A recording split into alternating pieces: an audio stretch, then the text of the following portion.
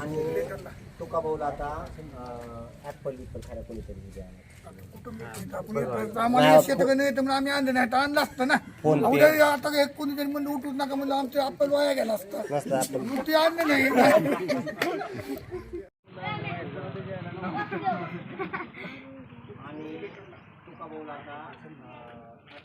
तुकाराम ज्ञानोबा घाटोळे, राहणार गौर तालुका जिल्हा धाराशिव.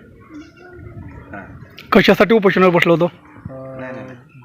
दारूसाठी, अवैध दारू आणि उत्पादन अशा स्वरूपाचं ते निवेदन दिलं होतं. नेमकं त्यात तुम्हाला काय त्रास होता दारूविषयी? त्याच्यामध्ये लहान मुलांना सवय जडणे, पुन्हा लग्न विवाह त्याच्यामध्ये जमण्याचा अडथळा येणे, चांगले व्यवहार होत नाही, त्याच्यामुळे असणारे समाजामध्ये तंटे होणं अशा स्वरूपाचं त्याच्यामध्ये ते हे निवेदन मी यावर तुम्ही कोणाकोणाला निवेदन दिले? मी निवेदनात SP साहेब, पुन्हा तहसीलदार आणि येरमाळा.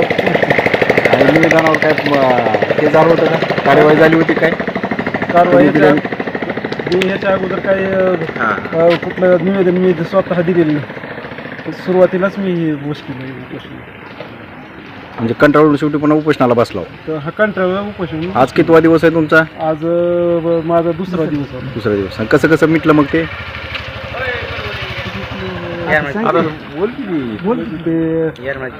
येरमाळा पोलीस स्टेशन ते सर्व आले माझ्यापाशी आणि अधिकारी आणि आपल्या गावातले आमचे सगळे मिळून त्यांनी ठरवलं की बाबा आपण आपल्या गावातलं दारू बंद झालेली आहे असं साहेबांनी सांगितलं. आणि मी ते असणारं त्यांनी मला निवेदन दिलं आणि मी असणारं. मला एक सांगा, उद्या जरी दारू बंद नाही झाली तर पुढे काय करणार तुम्ही? मला त्यांनी आश्वासन दिलंय ना. हां, समजा ही आश्वासन पूर्ती नाही झाली आणि दारूबंदी नाही झाली तर पुन्हा काय करणार? पुन्हा उपोषणच करावं लागेल ना, दुसरं काय पर्याय सांग.